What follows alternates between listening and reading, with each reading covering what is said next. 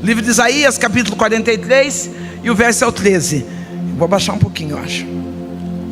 E diz assim, ó: ainda antes que houvesse dia, eu sou, e não há ninguém que possa fazer alguém escapar das minhas mãos. Operando Deus, quem impedirá?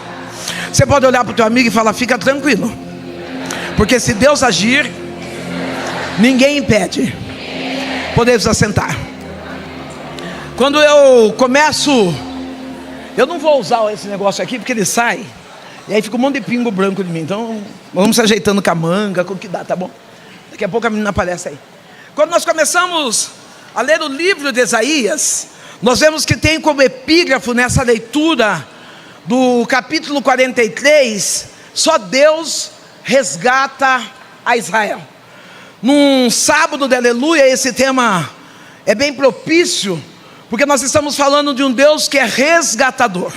Talvez você chegou aqui, assim como eu cheguei um dia na igreja, e também como estou hoje, necessitando de algumas pautas emergenciais da minha vida, recorrendo muitas das vezes a talentos humanos, mas nós começamos a entender que se Deus não entrar e não agir, ninguém poderá fazer por nós. E é baseado nisso que eu quero contar um pouco daquilo que eu vivi. Eu venho de uma cidade pequena, de 60 mil habitantes, onde eu nasci numa família em extremo estado de vulnerabilidade. Uma família pobre. A minha casa era onde tinham 7 casas no mesmo terreno. E eu lembro que ainda como criança, numa certa feita, houve um entupimento ali no quintal, e o esgoto principal era dentro da cozinha da minha casa. Meu pai não era diferente dos homens de agora. De agora não, porque agora tem os legendários, né? Os legendários são eficazes. E tem um monte de mulher de legendário aqui, meu Deus do céu. Ah, que delícia. É isso, ó, vocês não fazem eu passar vergonha. Os homens que antes de passar pelo legendário, que agora tem que, né, honrar isso aí.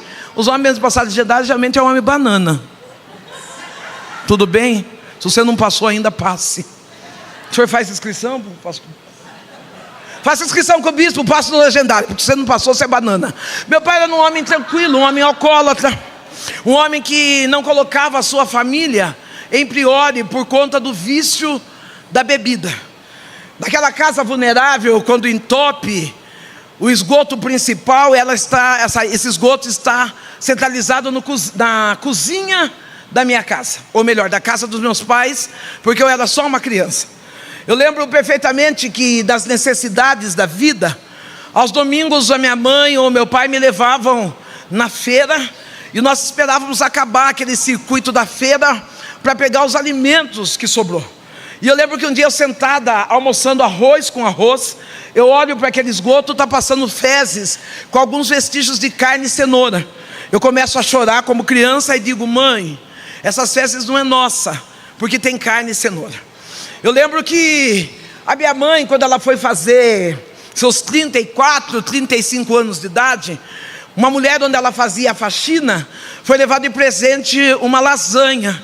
E o meu pai, munido de raiva, de mágoa, transtornado pela bebida, ele evacuou em cima daquela lasanha. Eu sei o que é uma casa em extremo estado de pobreza. De todos esses males físicos que eu contei, eu creio e sei e entendo que a maior necessidade que nós tínhamos era a presença de Jesus. Talvez você chegou aqui achando que o que é mais importante é uma promoção no seu emprego, é um casamento, uma gravidez. Não, o mais importante é a presença de Jesus na tua vida. Não, nessa noite eu vim para declarar que não é marca, que não é nome, que não é sobrenome, mas é a presença de Jesus. Só Ele é importante o suficiente na minha e na sua vida. Naquela casa, a linguagem de expressão era uma linguagem verbal de baixo escalão. Era uma linguagem onde nós não sabíamos tratar as pessoas com carinho e com dignidade. Eu lembro que quando eu vinha da escola, dos meus 7 a 8 anos, eu vinha feliz com a redação, com o desenho. E quando eu chegava para mostrar para o meu pai e a minha mãe, eles diziam assim: sai para lá, você é burra, como você fala, Eu acho interessante que a mãe é assim, né? Se o filho fala demais, reclama. Se não fala, reclama. As mães precisam tomar um equilíbrio aí. Como você fala, e sempre eu tomava palavras de baixo autoestima. Quando eu era criança, eu descobri que a linguagem do amor que eu necessitava era a linguagem da autoafirmação. Porque quando nós não sabemos quem somos, nós precisamos que os outros digam quem nós somos. Não, já pega essa de graça. Se você é aquela que vive de mimimi, tem que falar: tá bonita, tá magra, cabelo tá bonito, o seu terno é porque você não sabe quem é. Porque quando você sabe quem você é, ainda que ninguém te elogie, o teu amor próprio é suficiente para dizer: cheguei, sou linda, estou de bem com a vida.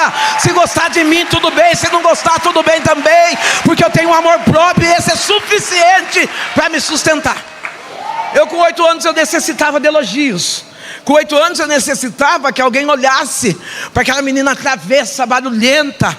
E a vida me apresentou um homem, um pedófilo.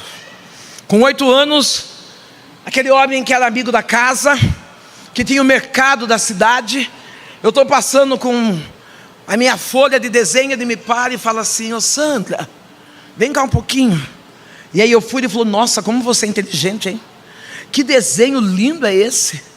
Nossa, como você já está sendo, vou usar uma palavra chique que eu aprendi agora esses dias, bem alfabetizada. O povo usa os negócios aí, eu aprendi a falar spoiler esses dias.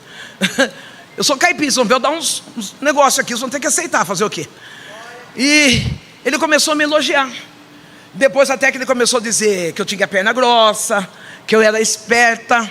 E um dia ele me colocou dentro do banheiro daquele mercado e colocou seus órgãos genitais dentro da minha boca. No outro dia ele colocou a boca dele nos meus órgãos genitais. O que eu levava para casa? Uma lata de sardinha, levava um bife, levava um pão. Interessante que todas as vezes que eu chegava com isso dentro da casa dos meus pais, nunca os meus pais perguntaram para mim: de onde você trouxe? Como é que chegou até aqui? E o pedófilo foi ganhando minha confiança, e dos meus 8 até os meus 12 anos, eu era conduzida como mulher sexual daquele pedófilo. A dor foi terrível, porque eu não tinha onde gritar, eu não tinha onde chorar.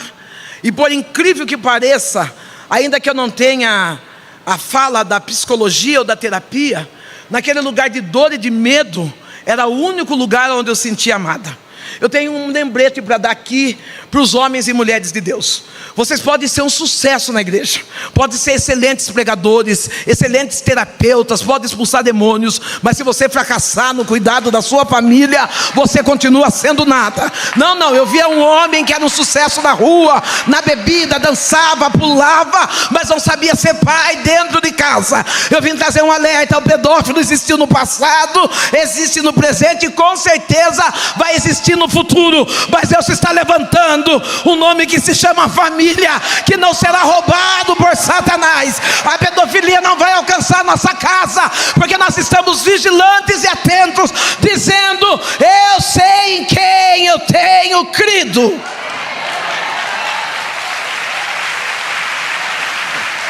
Aquele homem, durante 4 anos, ele manipulou a minha vida. Eu me sentia naquele lugar de dor uma menina inteligente. Eu me sentia naquele lugar de dor uma menina esperta. Na minha casa eu era burra, na minha casa eu era falante, na minha casa eu era travessa, mas ali não. Ali eu era sensacional. Meu pai alcoólatra, um homem que bebia em torno de 2 a 3 litros de pinga por dia. Minha mãe, uma mulher que bebia também, mas ela era oprimida, uma mulher silenciosa, uma mulher que tinha o semblante abatido. Eu lembro que aos 37 anos de idade, o meu pai ele passa diante da igreja evangélica. Deus ele prepara que nós mudássemos de casa, e essa casa, a caminho do terreiro espírita, minha mãe começou a desenvolver no terreiro espírita, numa religião chamada Candomblé. A minha mãe está se desenvolvendo ali no Candomblé, e para que nós fôssemos até esse terreiro, o meu pai, nós éramos obrigados a passar diante da igreja evangélica.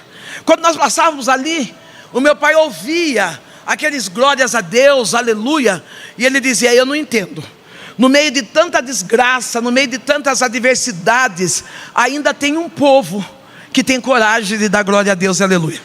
Eu já estou dizendo aqui para a cidade de Brasília, enquanto nós estamos aqui, tem alguém que está passando lá do lado de fora e está dizendo: o mundo vai mal, mas nós que estamos aqui na Igreja Comunidade das Nações, nós temos razões de sobra para dizer glórias a Deus e aleluia, porque nós não vivemos por aquilo que o mundo oferta, nós vivemos por aquilo que o céu retorna para nós.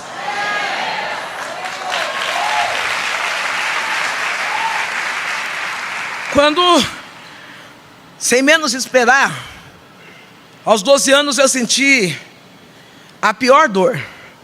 Parece incrível falar que com 12 anos na mão de um pedófilo, eu sinto a dor do abandono.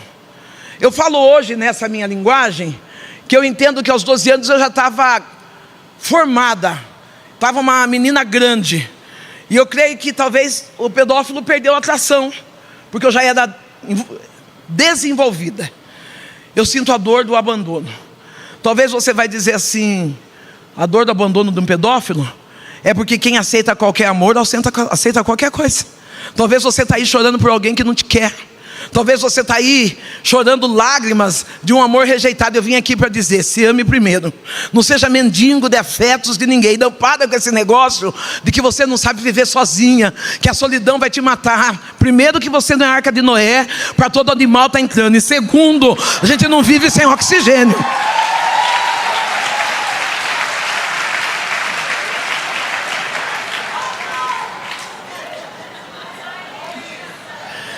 Não prego chique, mas eu falo. Posso falar? Posso falar? Não, tem mulher que fica assim, mulher e homem, né? Mas a mulher é mais exposta. Tem mulher que fica: ai pastor, olhe por mim, estou namorando o Paulo. Não dá 15 dias, pastor, olhe por mim que eu terminei com o Paulo. Não dá 30 dias, Senhor, arca de Noé, toda hora vai estar entrando e saindo homem. Dá uma segurada. Você precisa se amar, você precisa se conhecer. Hoje a melhor companhia que eu tenho depois de Cristo é a mim mesma. Não, você vai ver, se você entrar no meu Instagram, você vai ver mesa posta, você vai ver eu passeando à noite no parque. Você vai dizer: com quem? Comigo. Porque se eu não souber fazer companhia para mim, eu vou fazer companhia para quem?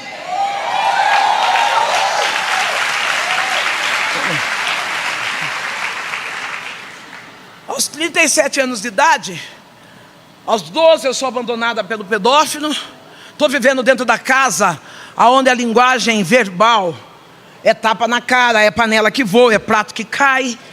E aos 37 anos de idade, meu pai está passando diante desta igreja evangélica.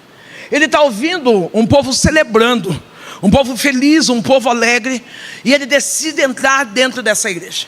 Quando ele entra dentro da igreja, a palavra que é liberada a primeira vez pela vida do meu pai é essa: eis que eu, o Senhor, o teu Deus, estou te preparando um lugar. O meu pai, ele entrega a vida ao Senhor Jesus. Aquele homem que é alcoólatra, aquele homem que é praticante da violência doméstica, com apenas uma palavra, ele entrega a vida ao Senhor Jesus. Meu pai chega em casa feliz, embora ainda alcoolizado, com Bíblia na mão. Ele diz: Benedita, eu entrei na igreja dos crentes. Aquela mulher que estava desenvolvendo um terreiro para escutar, e ele fala: e lá na igreja dos crentes a palavra liberada foi: eis que eu, o Senhor teu Deus, eu estou te preparando um lugar. E eu aceitei Jesus como Salvador. A minha mãe, ela fica furiosa, porque naquele momento ela já está envolvida dos trabalhos do terreiro, já está ali querendo se formar para mãe de santo. E eu estou vendo os dois discutindo, e o meu pai está dizendo assim: olha, a palavra está dentro do meu coração. Deus disse que está me preparando um lugar, então nada vai me tirar desse lugar. Eu estou em paz. Uma coisa que eu entendi, que quem tem Cristo tem paz. Não, se você chegou aqui desesperado, ou seja, com o que for, é porque está faltando Cristo na sua vida. Porque se você tiver Cristo, mesmo diante das tempestades, das lutas, das enfermidades, você vai ficar firme, porque você tem o dono da paz.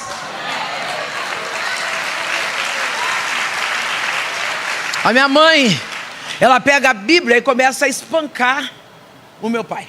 Ela começa a exercer palavras de baixo escalão, começa a denegrir a imagem daquele homem que já não era boa, e com a Bíblia ela bate nele, e ele desce as lágrimas. A primeira vez que eu vi meu pai chorando, e ele disse assim: Benedito, eu estou numa paz tão grande, e você não vai tirar a minha paz. A minha mãe fala: então se você está em paz, eu quero que você vá embora para esse lugar que Deus te prometeu. Meu pai está arrumando as coisas dele, e a minha mãe me vê chorando.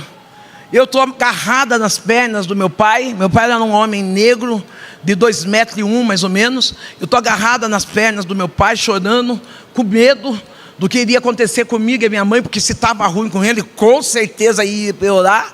E a minha mãe diz assim: olha, seu pai fica aqui hoje, mas amanhã cedo ele vai para esses 3 pontinhos que Deus preparou para ele. Meu pai vai dormir, minha mãe vai dormir, eu vou dormir. Pela madrugada minha mãe acorda, ela contava que ela sentiu um arrepio, um negócio esquisito, uma pré-disposição e indisposição. E ela vai até o lugar onde ela fazia as entregas para os Exus, acende uma vela, e quando ela acende a vela que ela está voltando, ela vê uma sombra passando por detrás dela. Ela entra correndo no quarto e diz: Gico, acorda, tem gente dentro de casa. Meu pai estava morto. Realmente Deus tinha preparado um lugar. Essa palavra é para mim e para você, porque talvez Deus prometeu que vai salvar alguém da tua casa, e você está achando que não vai dar tempo. Talvez Deus falou que o evangelho vai alcançar alguém da tua família, e você está achando que por ele estar nas drogas, da bebida, do adultério, não vai dar tempo. Eu vim aqui para dizer que ainda antes que ele entrasse nesse ciclo de pecado, Deus já tinha um plano de salvação. A palavra dele não volta vazia e nem atrasada. Então tenha paz no seu coração, porque se Deus falou, ele é fiel para cumprir aquilo que ele falou.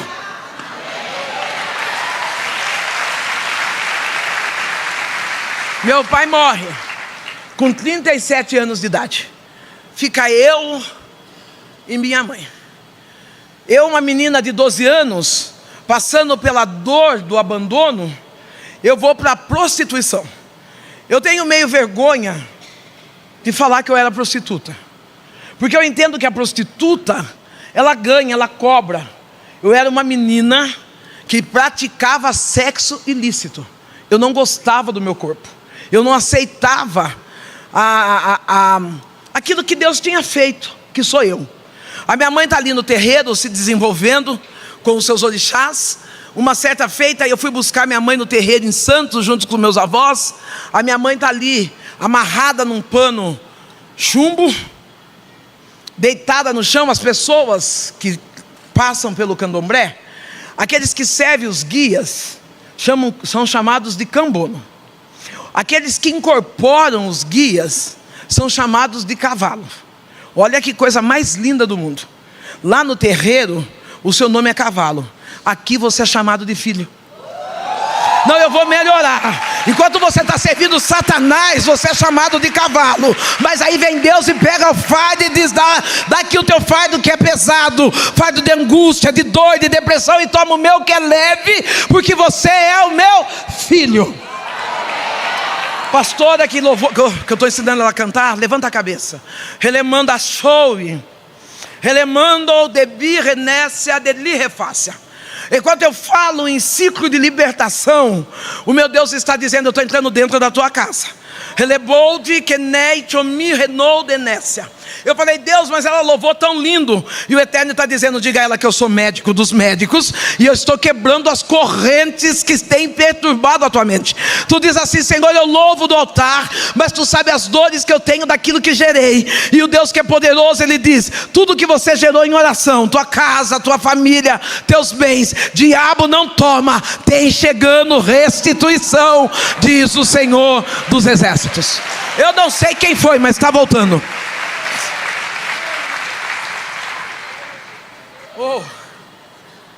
Ali do terreno, a minha mãe está com um pano na cor de chumbo amarrado no corpo. Ela está careca, o corpo navalhado, e ela está torta no chão. Ali no chão os cambonos, eles estão escarrando, e minha mãe está lambendo o escarro. Ali no chão estão soltando galinha viva. A minha mãe pega a galinha e rasga no dente.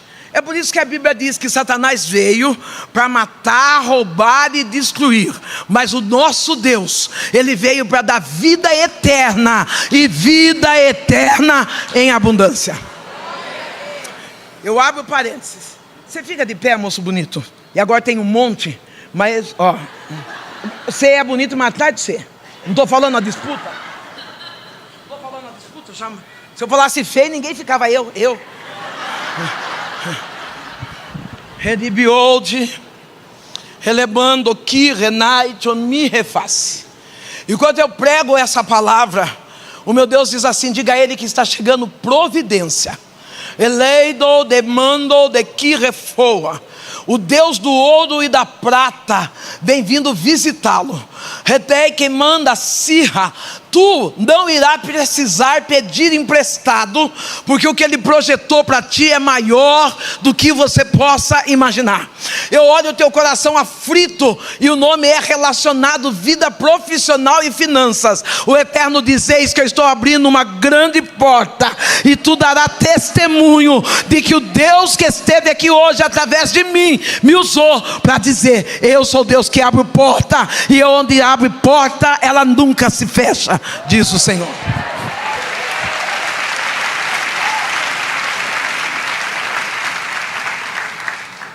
Meu pai está morto, minha mãe está envolvida ali no candomblé, e eu estou na prostituição. Com 12, 13, 14, 15 anos, eu fui a primeira mulher negra, ou melhor, a primeira mulher a desfilar nua numa cidade do interior. Um nome que era zombado em ruínas, um nome que era zombado em adversidades, pobreza. Eu roubava, entrava no casamento dos outros, e nos dias que eu estava menos atrapalhada da ideia, eu colocava um shorts curtíssimo, uma mini blusa, e eu ia na porta da igreja tentar seduzir os pastores e os homens de Deus que ali entravam. Eu pegava o meu rádio de pilha, já dá para saber a idade. Pegava o meu rádio de pilha, colocava ali na porta e ficava dançando ali na porta, mostrando um corpo bonito para os homens cristãos daquela igreja. Interessante que na igreja onde eu ia, aqui não tem, mas na igreja onde eu ia fazer essa bagunça, tinha algumas pessoas que existia um cargo ali, que é o cargo da quarta pessoa da Trindade. Não, aqui não tem, mas lá tinha pessoas que exerciam a quarta pessoa da Trindade. Sabe quem é a quarta pessoa da Trindade? Aquele que é muito santo, aquele que quando olha um pecador, olha uma prostituta, um drogado, fala: vai para o inferno, aí o sangue de Jesus, aí o diabo já está com ele na mão. Querido, eu fico pensando que onde é que você arrumou autoridade para mandar alguém para o inferno? Porque a Bíblia diz que a chave do inferno não está na mão nem de Satanás. O que está fazendo na sua?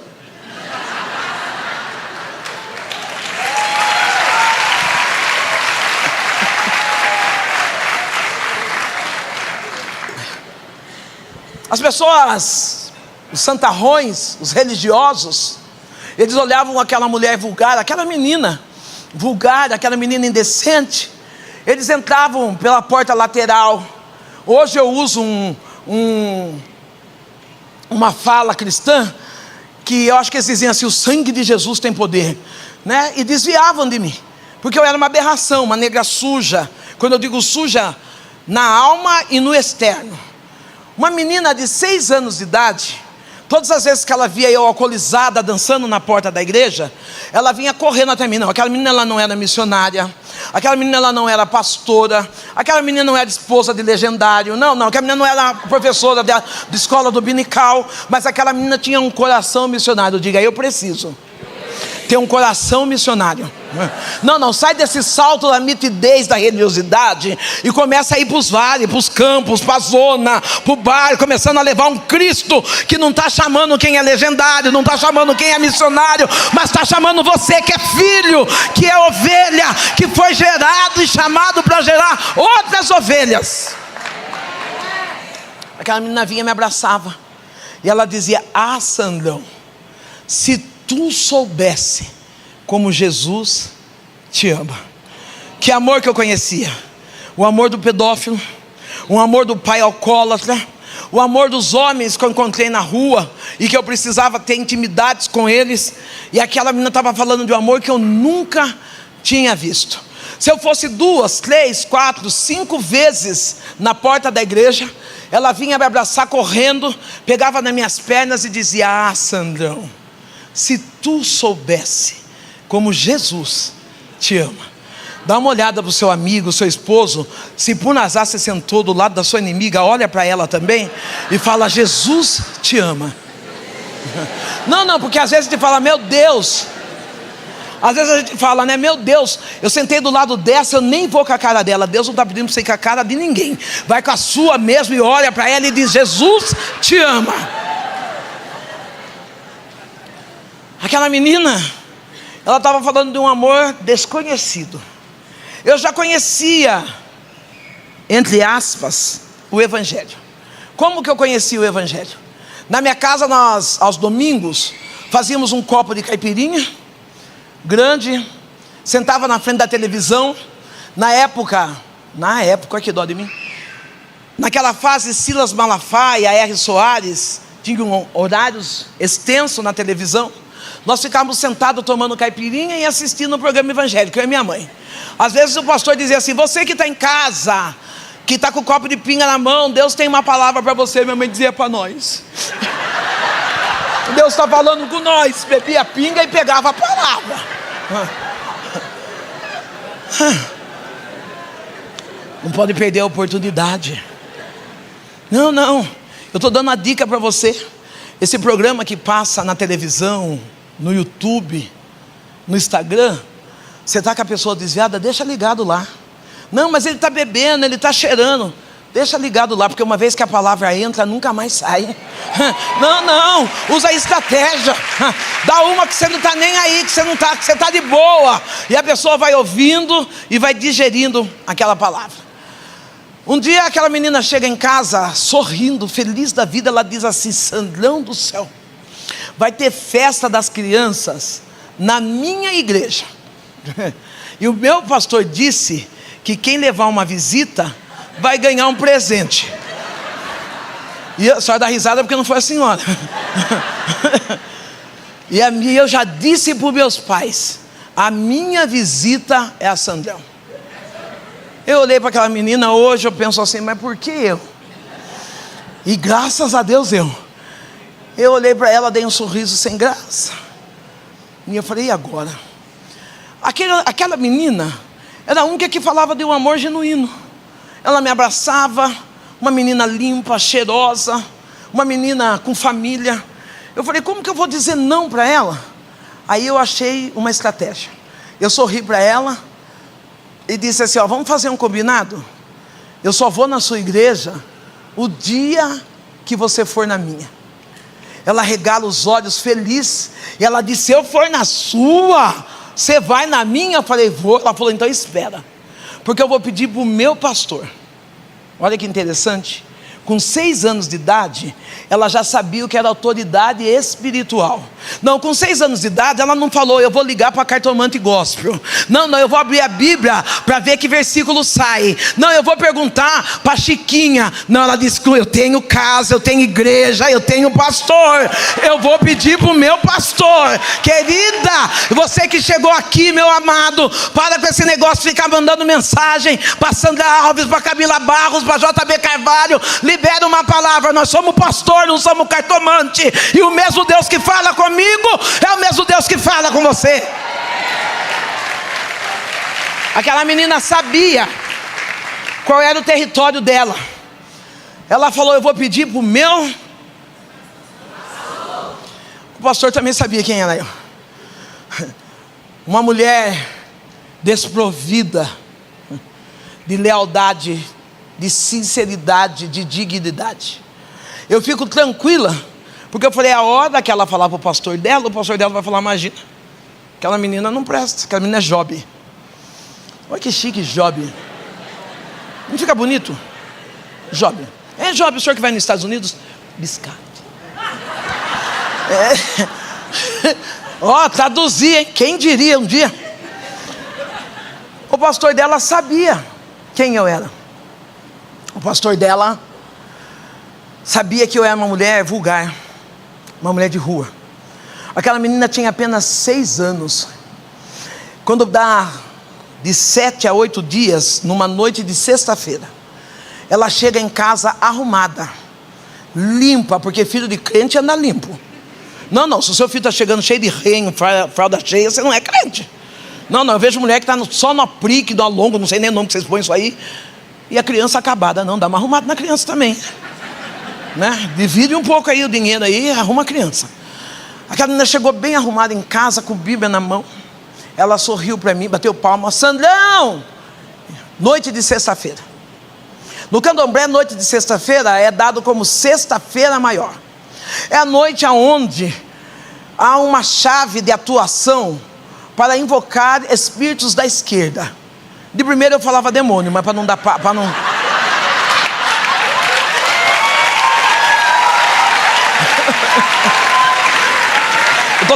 Eu tô tentando arrumar aqui.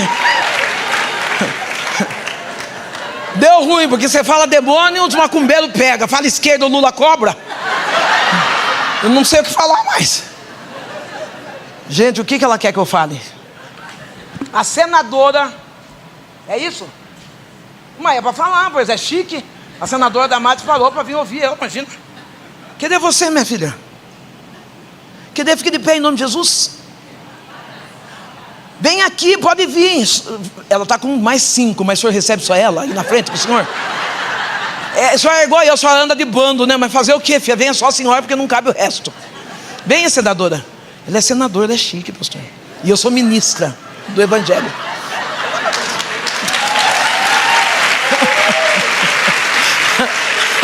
Mesma coisa. Ela é senadora, eu sou ministra. Estamos no mesmo nível. Uma cadeira só, ela vem vindo só ela sozinha, morrendo de vergonha.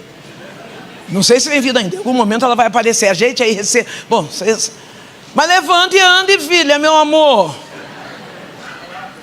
Mas ela vem. Eu vou pregar, né? Se ela está com vergonha, depois a gente tira a vergonha dela. Quando aquela menina está falando comigo, eu estou lembrando que é uma noite de sexta. Noite de sexta é dado como sexta-feira maior. Hoje eu não sei porque eu não estou lá. Na sexta-feira maior é quando se abre túmulos, quando faz despacho em encruzilhadas, quando acende velas, enfim, onde faz trabalhos de macumbaria. Aquela menina chega numa noite de sexta, ela me abraça e fala: Sandrão, eu vim para ir na sua igreja. Eu falei: na minha? Ela falou: é. Eu falei com o meu pastor, e ele disse que eu posso ir sossegada, porque o próprio Deus vai comigo. Olha a vantagem que tem de quem tem pastor. Não, querida, maravilhosa. Vem aqui, linda. Que delícia. Deus está me honrando muito nessa terra. Mas eu quero chegar no céu. Quando aquela menina fala essa palavra para mim, o meu coração se enche de ego. Porque quem não conhece Jesus, ele tem ego. O meu coração se enche de ego e eu falei: bobona. Aonde eu frequento, Deus nem entra. Eu pego as minhas guias, pego os meus patuás. A minha mãe, que já era mãe de santo, vocês vão esperar para ver ela? Eu espero também. Vamos esperar junto. Todo mundo parou de prestar atenção e ficou olhando para ela. Eu vou esperar também. Vamos receber a ministra Damares aplaudindo a Jesus. Linda, muito mais linda pessoalmente. Pronto, agora? Quando... Obrigada, senadora. Deus abençoe. Diante de tantas dificuldades, a senhora está aqui. Quando aquela menina, ela fala para mim: o próprio Deus vai comigo, o meu coração se enche de ego. E eu penso assim: bobinha, aonde eu vou, Deus não entra. Eu pego as guias, os patuás, minha mãe pega as guias e os patuás, e nós vamos ali acender, levar a menina para o terreiro.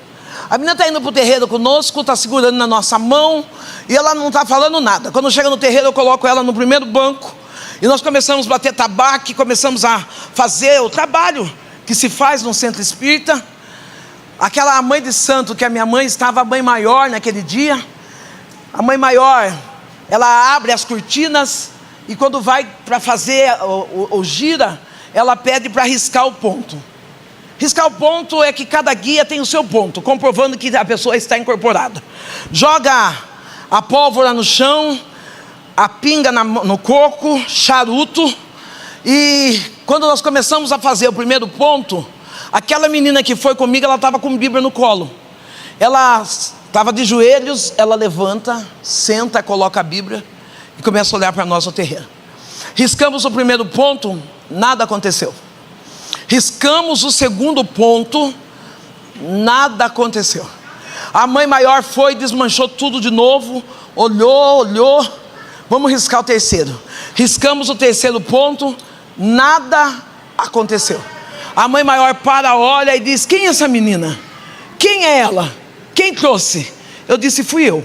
Ela falou: então tira ela daqui, porque o que está nela é maior do que o que está em nós. Não, eu vim para declarar nessa noite que o que está com você é maior. Sobre a tua casa não chega mandinga, sobre a tua casa não chega macumba, sobre a tua casa não chega olho gordo, porque o Deus que nós viemos declarar aqui na comunidade Nações, Ele é maior.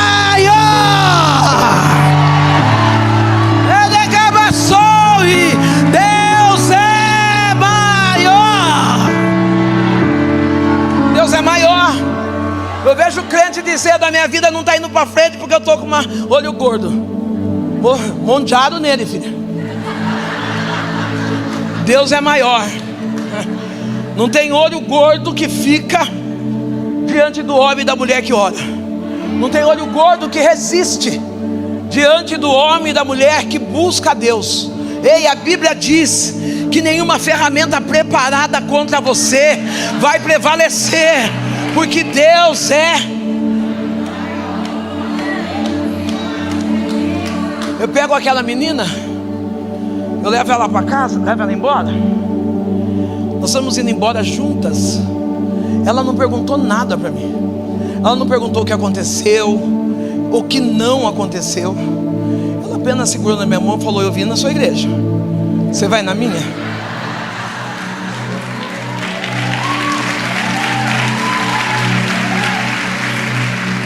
Eu fui na igreja dessa menina, eu ouvi o culto, eu chorei. Por incrível que pareça, a palavra entrou dentro do meu coração. Eu só não entreguei minha vida para Jesus. Eu creio que eu sou uma esperança para famílias, porque eu não entreguei minha vida para Jesus aquele dia, mas eu nunca mais, esqueci de Jesus. Eu ia roubar, eu lembrava: Jesus te ama. Eu ia prostituir, Jesus te ama. Eu ia fumar, Jesus te ama. Eu ia tomar minhas pingas, Jesus te ama. Ei, querido, uma vez que a palavra é lançada, nunca mais ela será jogada fora. Não, o seu trabalho não é em vão. Talvez você está trabalhando, eu não conheço essa cidade, mas pobre em toda cidade tem, miserável em todo lugar tem, infelizmente. Talvez você tenha andado pelas periferias de Brasília. Se não tiver, vai lá em São Paulo, tem um monte. Talvez você tenha feito evangelismo e você está dizendo: eu estou pregando, eu estou falando e nada está acontecendo. Não, na empresa onde você trabalha, nos lugares onde Deus te colocou, porque Deus não colocou você nessa indústria, nessa empresa, no Senado, para nós sermos apenas um adereço. Ele nos colocou para sermos a voz profética daquele lugar. Seja a voz profética onde Deus te plantar. Ah, pastor, eu falo, mas as pessoas riem, eles zombam de mim. Fique tranquilo, quem zomba tem duas opções: ou ele converte, ou ele morre. Olha eu aqui, graças a Deus eu me converti. Fui levando a vida de bebida, levando a vida desarrumada, até que Deus presenteia a minha mãe com um câncer, ou um nódulo maligno no lado da sua orelha esquerda. Através daquela enfermidade da minha mãe, eu entendo que tem um Jesus que me ama. E eu estou na fila do CRAS pegando a cesta básica de famílias vulneráveis. Já estou alcoolizada, estou com a minha cesta básica indo embora, cambalhando. O pastor da igreja passa, ele diz: quer que eu leve a cesta para sua casa? Eu falei: quero. Dei a cesta para ele, ele foi embora. Eu falei, olha que raça, esses crentes é esquisito. Se ele vai em casa levar a cesta, o que custa levar eu? Só que hoje eu dou um alerta para o homem e um despertar para a mulher. Seu marido não é Uber. Para com esse negócio de bem, leva ela, traz ela. Não, dá uma segurada nesse homem.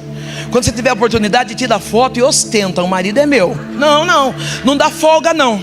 Eu fui pastora local, pastora presidente do ministério.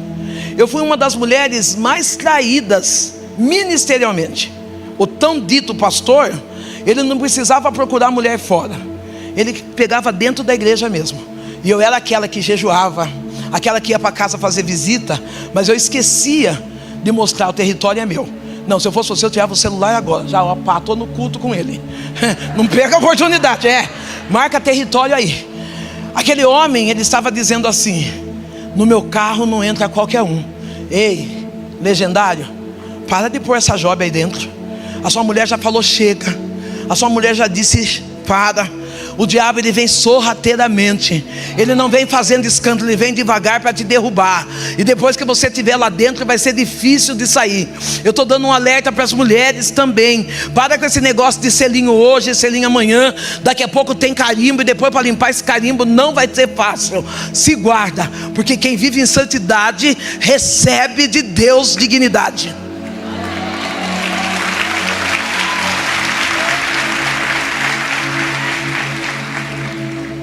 Quando eu chego em casa, minha mãe, ela está deitada na cama, ela diz: o pastor deixou a cesta aqui. Perdão, deixa eu voltar um pouquinho. Eu volto, como o pastor levou minha cesta, no caminho eu paro no bar, estou tomando uma pinga com os meus amigos, e de repente eu lembro que a minha mãe está doente, e que Deus me ama. Eu entro no banheiro e é a primeira vez na vida que eu dobro os meus joelhos, e eu choro e digo assim: Deus, se o Senhor me ama, cura minha mãe. Se o Senhor curar minha mãe, eu vou ser crente. Pode vir o que vier, nada vai fazer eu sair dos teus caminhos. Eu vou embora para minha casa. Quando eu chego em casa, minha mãe está deitada. Ela diz: filha, o pastor passou aqui e deixou a cesta da prefeitura. Eu falei: é, mãe? E aí ela começou a falar: você viu aquele pastor? Eu falei: o que, mãe? Quando ele vai sair para trabalhar, a esposa vai com ele até o portão. Eles se beijam, filha. Ele vai entrar no carro, ele abre a porta do carro para ela entrar. Estou vendo mulher aqui olhando para o marido dizendo: você nunca abriu para mim, né? Mas você deixa? Você dá tempo? Não, porque tem mulher que é viada no giraia, né? Quando sai já vai entrando, já vai abrindo, batendo a porta. Não, fica lá na frente do carro assim, ó. Você fala: você não vai entrar? Você fala: vou. Até que ele vai ter que abrir, vai pelo cansaço, filha. O homem tem que ensinar. Tem que ensinar. E a mulher tem que aprender. Eu falo que por detrás de uma mulher abacaxi sempre tem um homem banana. Atrás de uma mulher mandona, autoritária, tem um homem que perdeu a sua postura de sacerdote. Então muda você. Talvez você está dizendo: pastor, meu casamento está entrando em falência. Meu casamento está... Eu já pedi para os bispos orarem e nada acontece. Eu vou dar a primeira receita para você. Tira essa camiseta: eu amo o bispo JB. Dorme de camisola, já vai ajudar bastante.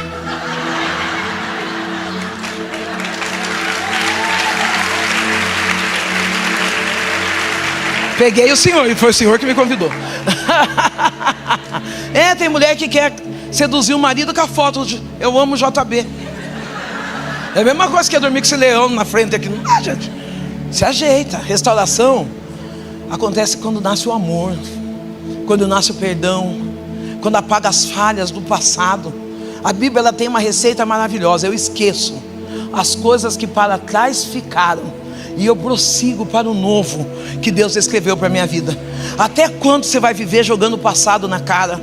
Até quando você vai dizer: mas no ano de 1930... Ei, filho, já era, já passou, você decidiu ficar junto.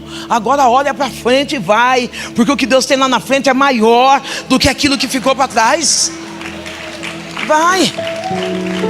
A minha mãe está dizendo assim a respeito de família. Ele beija a esposa, ele abre a porta do carro para a esposa. Os filhos pedem benção a pai, benção a mãe. Sabe o que eu estou dizendo? Às vezes você acha que pregar o evangelho é aqui, mas prega o evangelho, e se preciso use palavras. Tem muita gente que está olhando a sua família, tem muita gente que está olhando o modo que você anda, que você fala. Tem muita gente que está olhando como você carrega a imagem de Cristo que você prega, e isso será suficiente para o evangelho alcançá-los.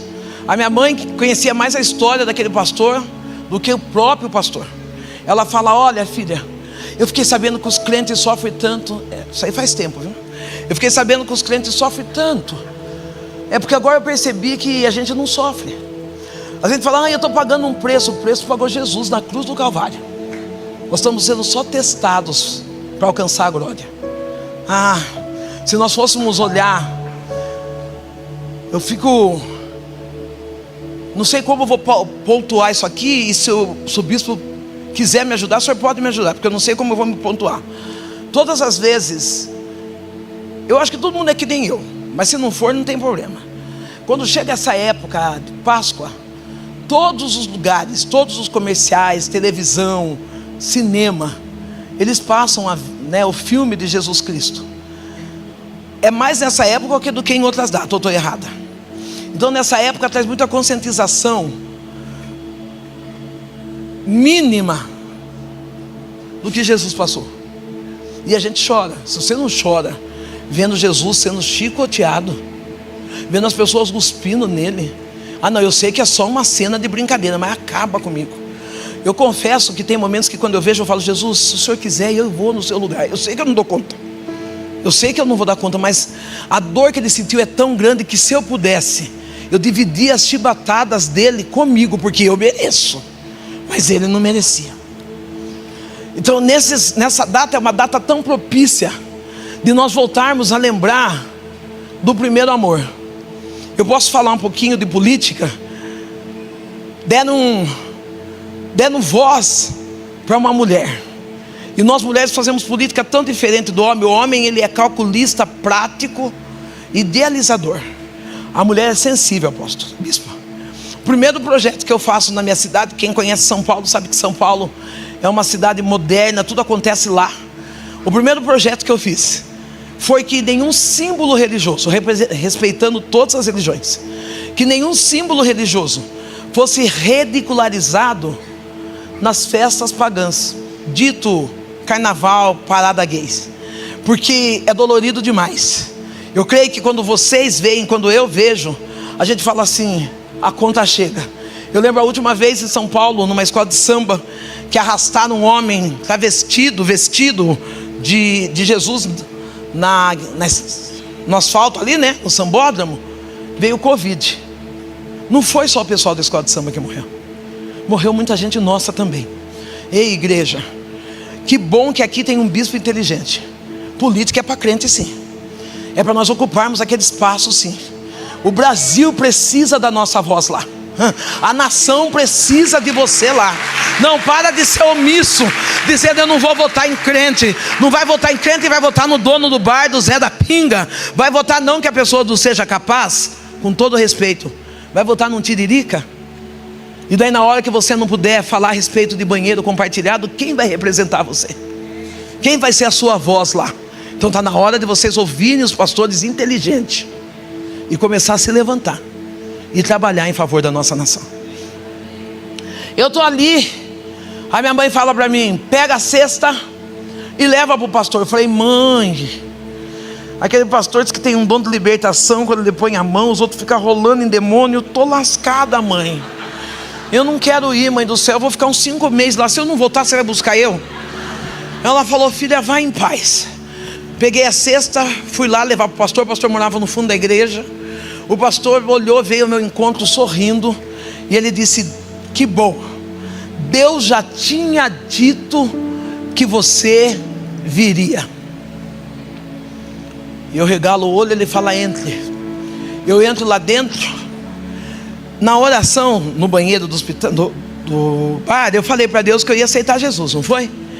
Quando eu entro ali dentro, ele fala assim: eu quero orar por você.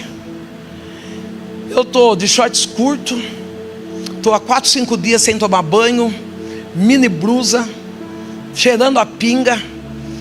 Ele falou, chama a família e fala, nós vamos orar por ela. Eu dobro os meus joelhos, ele coloca a mão e ele diz, Senhor, está aqui a sua filha, que fez uma oração no banheiro daquele bar. Eu fui batizada com o Espírito Santo. Naquele momento Deus me tomou, e para a glória e honra do Senhor, eu sirvo a Ele até o dia de hoje. Se eu fosse você, eu dava um brado de glória, porque onde abundou o pecado, superabundou a graça.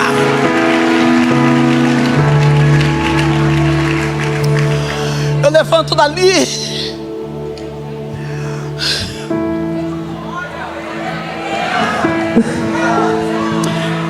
eu levanto dali de uma mulher improvável para a filha de Deus. Eu levanto dali de uma mulher ferida, machucada pelas dores do mundo. Eu levanto com meu coração cheio de esperança, porque o Espírito Santo de Deus visitou a minha vida. Eu lembro que eu cheguei em casa, abracei minha mãe e falei, mãe, aconteceu algo extraordinário comigo. Eu não sei explicar, mãe, mas o pastor orou por mim, eu comecei a falar em outras línguas. Eu sou crente.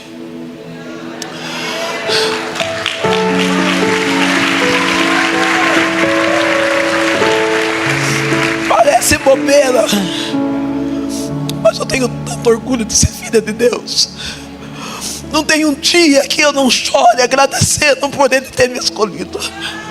Não tem um dia que eu não lembro de onde Ele me tirou e hoje me faz sentar no meio de príncipes para contar que Ele é um Deus que transforma vidas.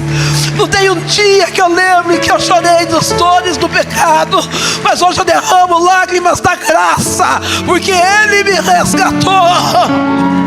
Só Deus resgata Israel. Ainda antes que eu entrasse nesse ciclo de vergonha, Ele já estava escrevendo a minha história. Ainda antes que eu entrasse nesse ciclo de maldição, o Senhor já tinha projetado um plano de salvação. Eu chego em casa, conto para minha mãe. A minha mãe, ela está com os movimentos do lado direito falhado, como se tivesse sido um derrame por conta do nódulo.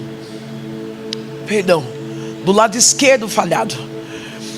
E eu estou ali falando, mãe, eu sou crente, eu não vou desviar. Eu vou para a igreja seminua.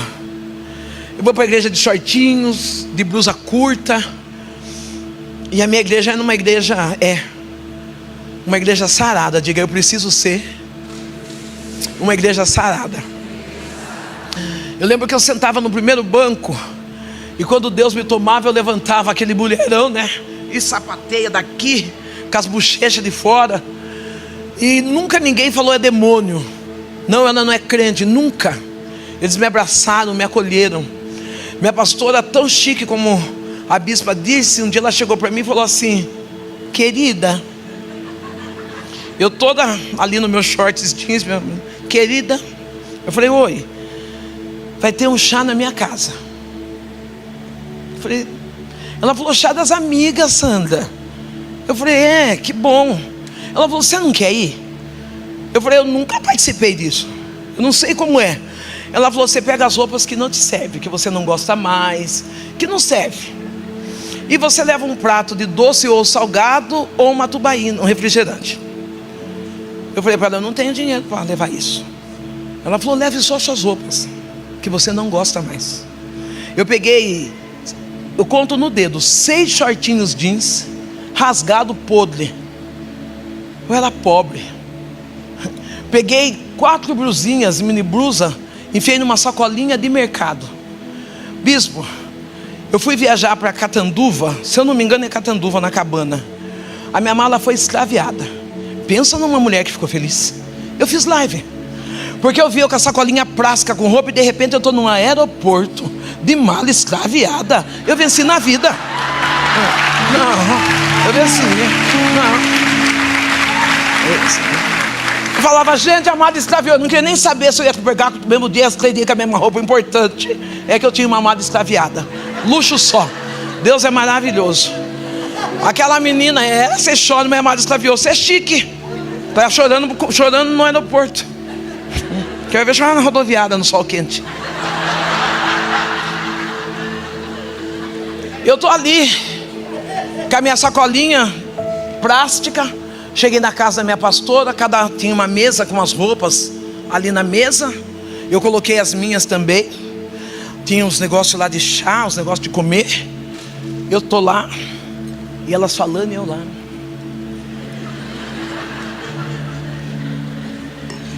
Eu sabia escrever meu nome. Eu tinha, na minha época, segunda série, com 22 anos de idade. E elas falando e eu não sabia, não tinha assunto para falar o que elas estavam falando. Só bebia o chá e... Até que uma ricona levantou, pegou os shorts jeans meu. Uau, que shorts lindo! Olha o jeans desses shorts. Eu vou ficar com esse. Levantou outra mais rica. Olha essa blusa, essa estampa, a blusa encardida, fedendo pinga. Olha essa blusa. É essa blusa que eu vou levar. Eles pegaram todas as minhas roupas. O que sobrou para mim? As roupas deles. No outro culto estava eu, de saia de couro.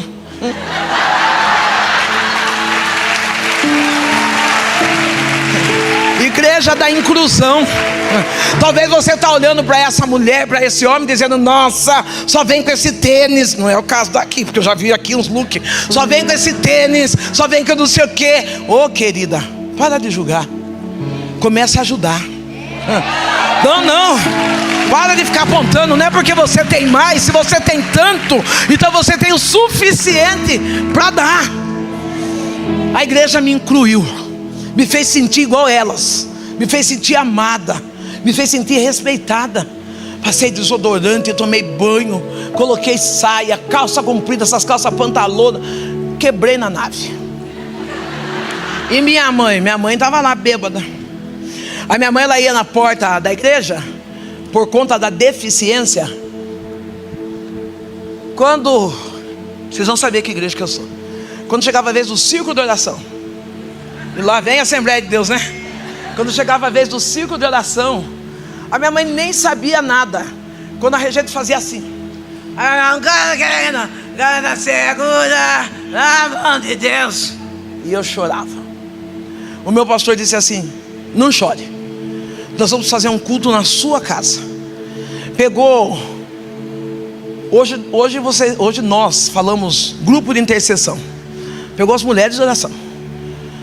Não estou falando essas mulheres que ficam com o bracinho erguido. Estou falando de mulher que ora, sabe? É uma responsabilidade enorme falar que nós somos de intercessão se nós não sabemos guerrear. Quando falamos em intercessão, nós estamos falando: eu estou guerreando a sua guerra, eu estou deixando a minha para guerrear a sua. Então, eu acho tão lindo quando a bispa coloca aquelas mulheres com o braço erguido e elas ficam falando em língua. Filho, lindo. Se a sua guerra não está fácil, imagine guerrear a guerra dos outros. Levaram aquelas mulheres de oração em casa. A minha mãe, no dia desse culto, ela vem vindo com 1 litro de pinga dentro de um saco de papel, bêbada, torta. Ela chega em casa, eu falo: mãe do céu, não bebe hoje. Sabe, a igreja vai vir em casa. E, ai meu Deus, mãe, eu vou passar vergonha, não faz isso. Ela, com muita raiva de mim, do jeito que estava o litro de pinga lacrado dentro do saco de papel, ela pega e coloca atrás do botijão de gás. Ela diz para mim assim: eu não vou beber agora, mas depois que esses crentes sair, eu bebo.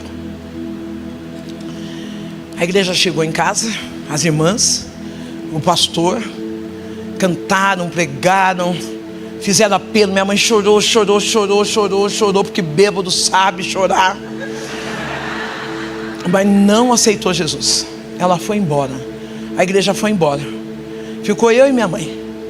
A minha mãe falou: graças a Deus que esses crentes foram embora, eu não vi a hora de tomar minha pinguinha.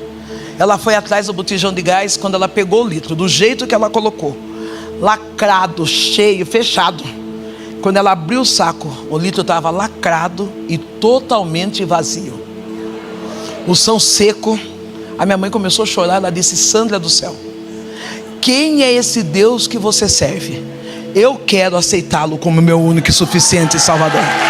Ei, eu estou declarando nessa noite que sobre a tua casa vai acontecer sinais e maravilhas, vai acontecer milagres. Não, as pessoas vão olhar e vão dizer: Marta do céu, Paulo do céu, quem é esse Deus que você serve? Eu quero aceitar como único e suficiente Salvador.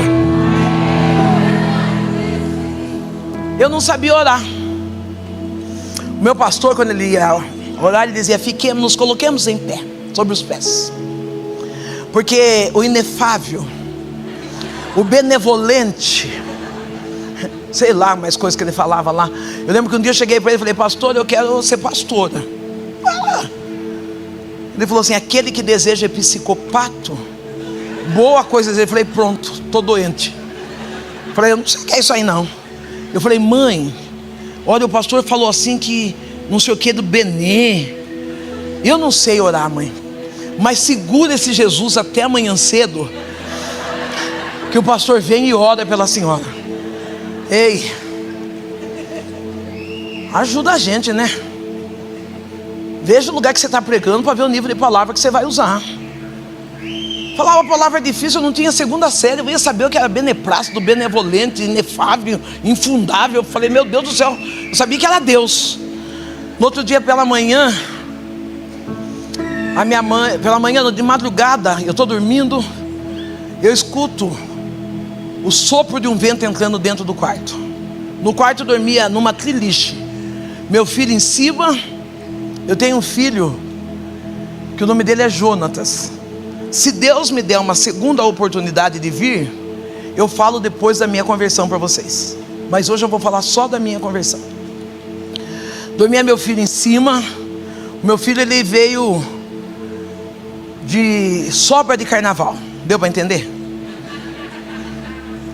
Sobra de carnaval. Pode ser riso agora, mas foram 5 homens tendo sexo comigo. Pode ser riso agora, mas foi dolorido criar um filho e quando acha o pai dá nome, sobrenome, mas não dá o principal, que é amor. Eu quero dizer para você, homem, quando uma mulher tem que brigar por causa de uma pensão alimentícia, nem para ser nome de pai você serve. É dolorido dizer isso. Quando uma mulher tem que ir na frente de um fórum para que o homem venha dar 150 e ter coragem de dizer: ah, está vestindo com o meu dinheiro. Esses 150 não pagam o sapato que essa mulher veste. Então se ponha na posição de homem e seja pai e provedor dessa criança. E aí eu vou dizer para a Graciosa, que é casada com esse homem, que tem um filho fora do casamento: você não sabia quando casou? Você vai impedir agora? Você vai querer fazer graça agora? Você vai querer lesar a mente dessa criança, porque aí eu tenho ciúme da mulher. Você não confia no seu taco? Traz essa criança para perto, traz essa criança para junto. Não permita que a criança cresça sequelada pela falta da presença masculina dentro da casa. A paternidade faz falta, sim. Não é fácil, meu filho é uma bênção, mas para chegar nessa bênção não foi fácil. A minha mãe, eu estou orando na madrugada, eu sinto um vento, acordo e vou orar. Deus fala para mim, eu estou orando de qualquer jeito, falando do jeito que eu falo. E Deus fala para mim assim: você acredita em milagre? E eu falei para Deus assim: nunca vi milagre não. E aí Deus falou para mim assim: levanta. Eu estava num canto do sofá da minha casa. Levanta, porque eu vou fazer um milagre na sua casa hoje. Eu levantei, Deus me levou até o quarto da minha mãe, que era o nosso quarto. E Ele falou: ora pela sua mãe. Orar o quê? Eu coloquei a mão sobre ela e eu falei: Deus, eu só sei essa: Pai nosso que estais nos céus, santificado seja o teu nome, venha a nós o vosso reino. A minha mãe começou a ter uma crise convulsiva. Ela vomita uma bola mais ou menos desse tamanho. Tem cigarros, chicletes, linha, gilete. Eu vou correndo chamar meu pastor, que nós morávamos próximo. O meu pastor entra lá dentro, estoura aquela bola, começa a sair um cheiro horrível. Minha mãe começa a rosnar, babar, virar, e meu pastor sai, até que minha mãe cai num sono profundo. Alguém me ajuda aqui? Até que minha mãe cai num sono profundo. O meu pastor diz assim: dorme, pode dormir tranquila, não olha para o bispo, confia em mim que ele não vai dar carta de disciplina para vocês, confia, vai ficar tudo bem. É que eles foram erguer ali, já olharam para o senhor assim, não faz que nem eu, disfarça, sorri, espelho, como é que é o nome dele mesmo? Espilo. Você acha que isso é nome de pobre, gente?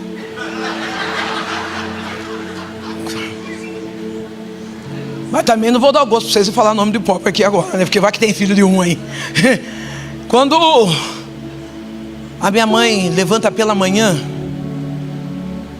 quando eu levanto pela manhã, a minha mãe está cantando músicas seculares, com o corpo totalmente curado, e atrás da orelha dela 15 pontos. Deus curou a minha mãe do câncer.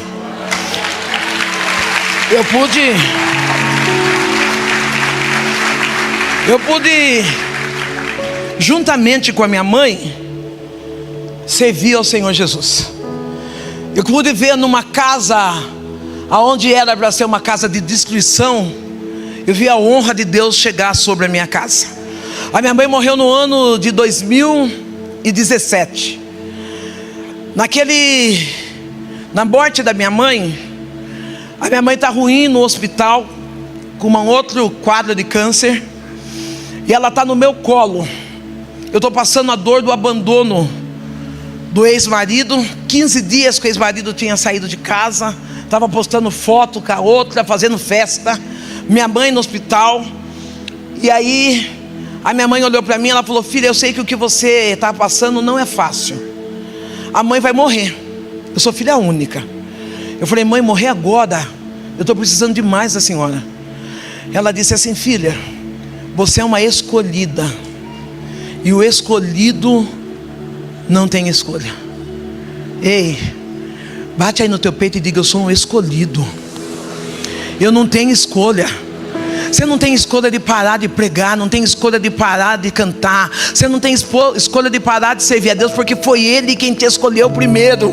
Não tem hora que as flechadas do mundo vêm e a gente quer desanimar, quer dar uma encostada dizendo: eu vou esperar melhorar minha fase. E aí eu vim aqui para dizer: você é um escolhido, você não tem direito de escolha. E ela disse assim: filha, carregue a sua cruz, não arraste. Eu confesso que eu subi muitas vezes em altares, com o coração quebrado, com a alma dilacerada, com a minha vida toda desestruturada. Mas eu entendia: eu preciso carregar minha cruz, eu preciso continuar, eu não posso parar. Eu já estou terminando, mas eu não poderia terminar sem contar que talvez algo para vocês seja tão simples, mas o Senhor, eu precisava de um pouco de óleo. Através da morte da minha mãe, foi levantado o ministério Se Cristo Comigo Vai, Eu Irei. Eu comecei a pregar a palavra, comecei a pregar nas praças, nas ruas, nos campos.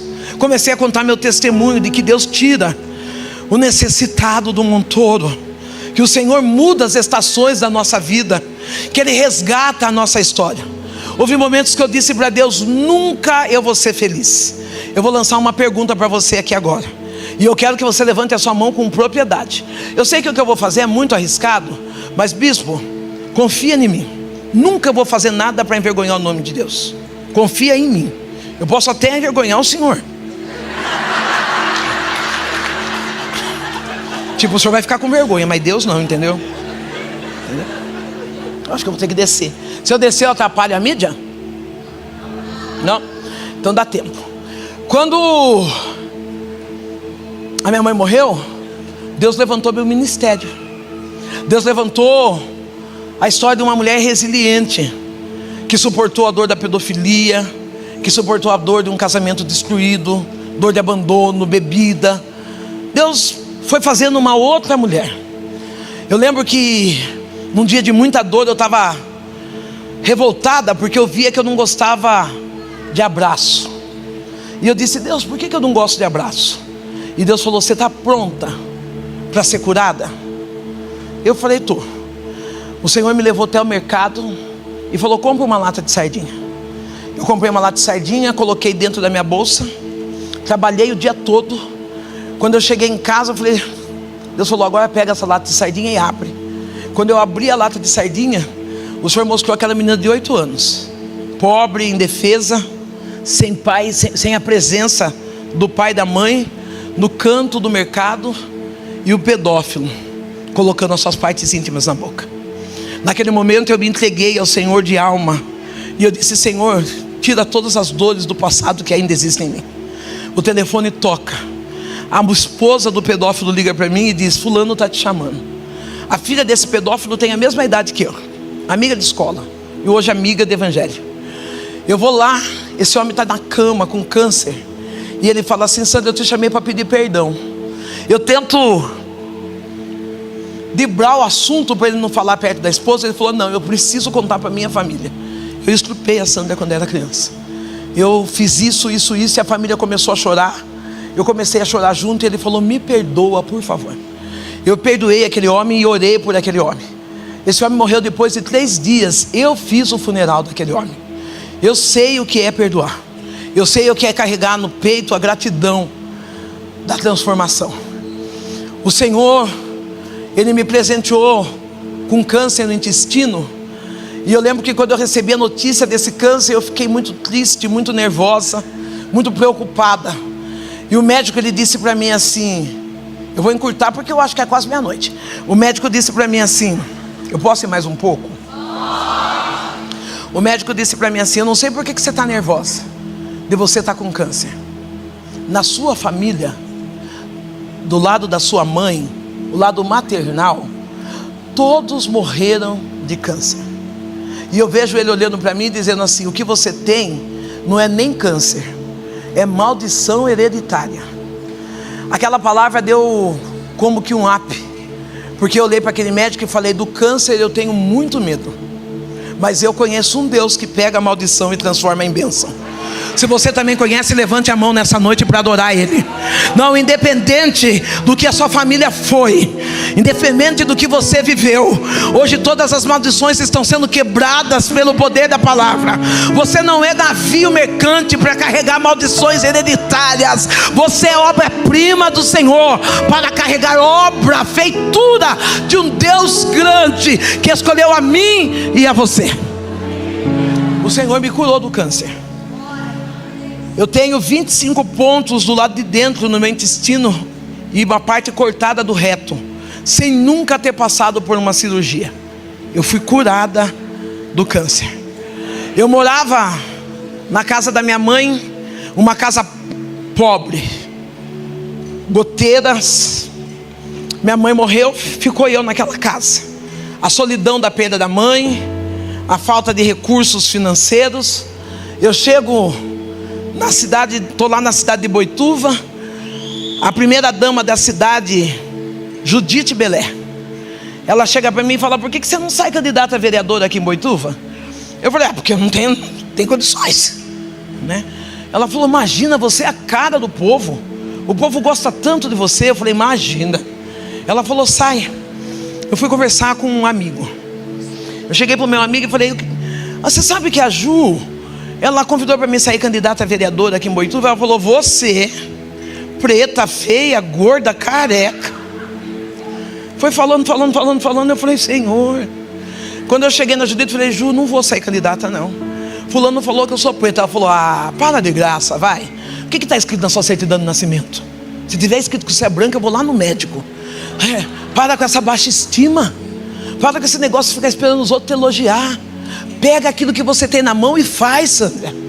E eu peguei o que eu tinha na mão, saí candidata a vereadora, para a honra e glória de Deus.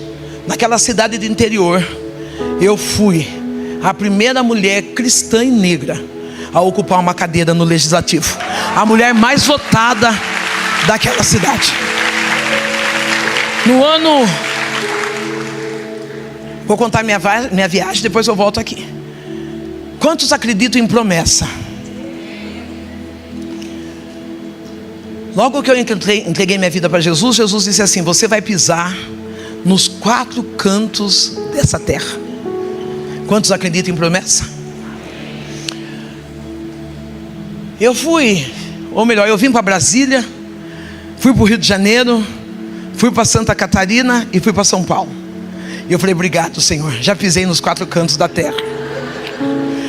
Um dia o telefone toca. Quem está falando? Falei: a pastora Sandra. Ô, pastor, aqui é a bispa Luzia. Eu falei: oi, querida, tudo bem? Ela falou: tudo bem, eu sei que a senhora não me conhece, mas eu queria convidá-la para pregar aqui na Inglaterra. A senhora vem? Eu falei: vou. Que bairro que é?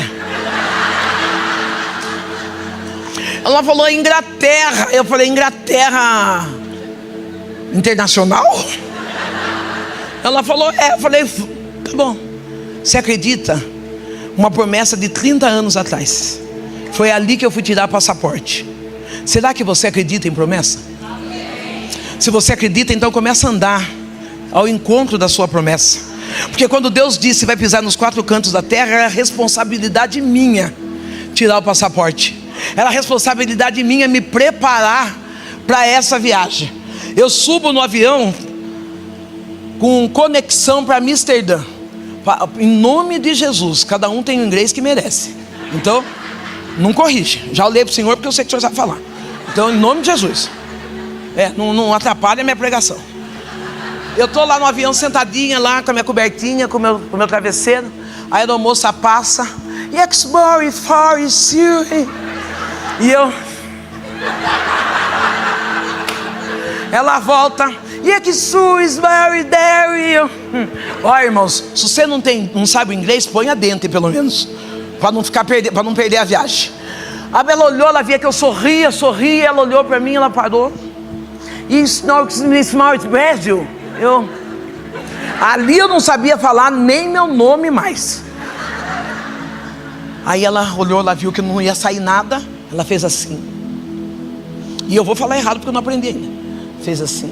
Eu olhei para ela e ela fez assim: você, eu sou ela. Estou for ou estou for ticketing?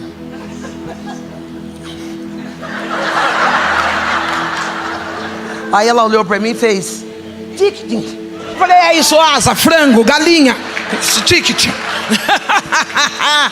Eu comi 7 dias na Inglaterra. Ticketing. Eu fui para a Inglaterra, fui para Portugal, fui para Boston. Agora eu vou para Lisboa, vou para o Japão. Deus faz.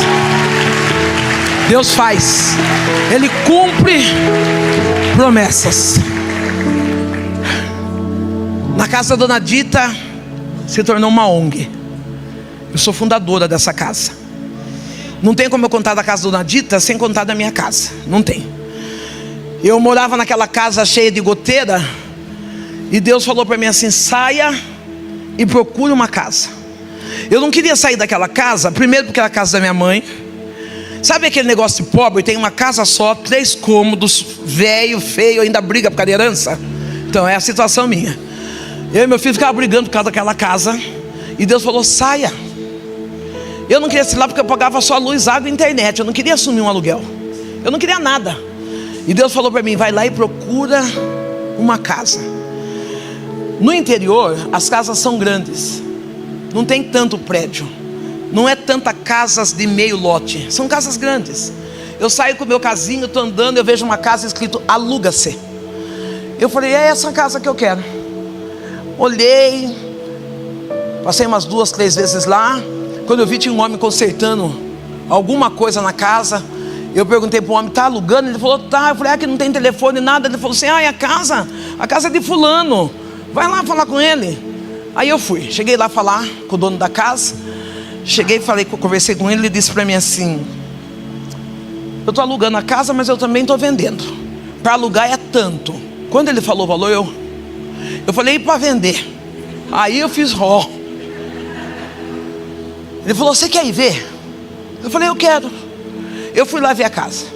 Eu quero que vocês entendam a forma que eu vou dizer, a primeira vez que eu vejo a minha casa, não é que eu nunca tinha entrado na casa de ninguém, a minha, pisos de porcelanato, piscina, área gourmet, é assim que fala, área gourmet, aquela coisa maravilhosa, banheiro com suíte. Eu falei, Deus, é essa casa que eu quero. 3 quartos, suíte, piso porcelanato, piscina. Eu falei, meu Deus, estou me vendo eu deitada na piscina aqui tomando um bronze. É isso. Fui embora para minha casa, sabendo que eu não tinha dinheiro e que eu não tinha como eu morar lá. Tem uma amiga, que um dia vou contar a história dessa amiga, que chama Marina. Aqui veio trazer o papel aqui. Eu cheguei e falei, Má, você acredita que eu fui ver uma casa assim, assim, assim, e custa tanto? Ela disse assim, ô pastora, isso aí é dinheiro para a senhora, para Deus é troco.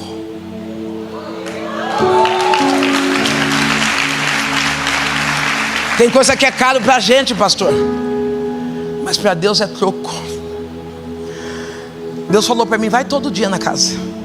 Eu ia na porta da casa, com meu óculos, com meu celular, com lenço de rosto. Eu parava na frente da casa com meu carro e eu apertava o controle remoto. E eu entrava dentro da casa. Eu me via fazendo bolo, recebendo amigos. Eu me via dentro daquela casa. Até que um dia Deus me despertou e falou, vai lá e leva um pouco de óleo ungido para ele, para o dono da casa. Eu saí, fui lá, falei, olha, Deus mandou trazer um óleo ungido para o senhor. Entreguei o ungido na mão dele. Ele sorriu, falou, obrigado, Deus abençoe. Quando eu vi da costa, ele cochicha com os amigos da oficina. A pastora aí está querendo comprar a casa ou alugar. Coitada, para ela morar naquela casa, só um milagre. Eu escutei, voltei para trás, falei, o que o senhor falou? Eu falei, não, pode repetir. O senhor disse que para mim morar na casa é só milagre? Ele falou, é caro, né, Sandra? Eu falei assim, olha, eu estava preocupada, achando que era dinheiro, mas se agora que é milagre, eu estou mais sossegado. Talvez o que você está pedindo, você está dizendo, só um milagre, só um milagre. Se é milagre, Deus é especialista em fazer. Passado mais ou menos 3 meses, aquele homem liga para mim, 6 horas da manhã, Sandra do céu, corre aqui. Eu corri, cheguei lá, falei, o que aconteceu? O que foi? Desesperada, pensando que era alguma coisa gravíssima. Daí não estava nem pensando em casa, nada, já estava em outra vibe. Ele falou para mim assim, meu neto, quando você veio aqui, meu neto tinha nascido com o diagnóstico de hidrocefalia.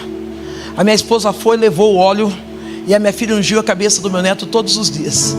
O meu neto está curado, está de alta e está em casa. Toma a chave da casa, pode morar lá.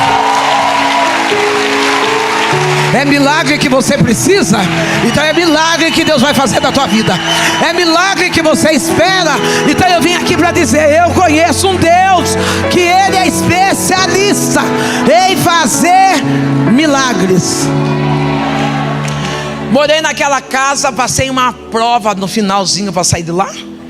E na provinha final eu lembro que eu estou chorando na beira da piscina, com os pés dentro da piscina, comendo frango e dizendo, Deus, como eu sofro. E Deus falou, então saia da piscina pelo menos para falar que você está sofrendo. Eu vou precisar de vocês agora. Eu vou descer, mas vou precisar de você cantando. Agora o ano passado, o Senhor me trouxe à memória algo extraordinário. Eu levei meu filho para o Play Center. Meu filho tinha 8 anos de idade. Com 8 anos de idade, dentro do Play Center, a igreja tinha feito uma excursão. Eu não tinha dinheiro para gastar no Play Center. Eu peguei uma garrafa de refrigerante, coloquei no recipiente plástico, algumas bolachas salgadas, algumas doces, coloquei dentro da minha mochila e fui para o Play Center. Quando eu fui entrar dentro do Play Center, que revista? A mochila? Ele disse para mim assim, não pode entrar com comida, só pode consumir coisa do parque. Eu falei, não tenho dinheiro. Eu falei, se você não deixar eu entrar com esse menino aqui, não deixar eu entrar, ele vai ficar o dia inteiro no parque sem comer, porque eu não tenho R$1 para comprar. Aquele fiscal falou, olha, só que a senhora disfarça a hora que for dar para ele, porque senão vão tomar da senhora. Não pode. Eu falei, tá bom. Entrei com meu filho. Aí lá no Play Center tinha os ricos da vida, e graças a Deus que somos nós, filhos do Senhor, eles comiam pipoca, deixavam o pacotinho de pipoca lá para ir brincar, para não vir comer mais. Eu pegava o saquinho de pipoca, com a perna cruzada. Meu filho vinha, isso não comprou pipoca, mamãe? Comia pipoca. Pipoca eu achei no chão. Batata que eu peguei de sobra dos outros. Lanche mastigado, eu mastigava o que os outros tinham mastigado. Ficava segurando o resto, meu filho ainda falava para mim, só isso, a senhora comeu tudo. E mal sabe que ela sobra. Um dia eu estava lembrando isso e eu chorei. E eu falei para Deus, Deus, como que eu suportei essa humilhação? E aí Deus falou para mim, para de chorar, porque o ano passado você estava na Disney com o seu neto, gastando em dólar. Sabe o que eu estou dizendo? O que você viveu no passado não tem nada a ver com o que você está vivendo no presente. Relemando a sol e décia, relemando equirra nefou de li refácia. Eu daqui a pouco eu vou subir, mas enquanto eu estava olhando, o Senhor está dizendo, tem um novo tempo para ti. Relebou de kenirra, elibou de ni refácia. Eu vejo uma perseguição familiar. As pessoas olham, família, parente, conhecido, e começam a falar a tua história do passado, achando que você não vai alavancar. Mas Deus está dizendo, eu esqueço, eu apago o que tu viveu no passado, e eu começo a escrever uma história nova.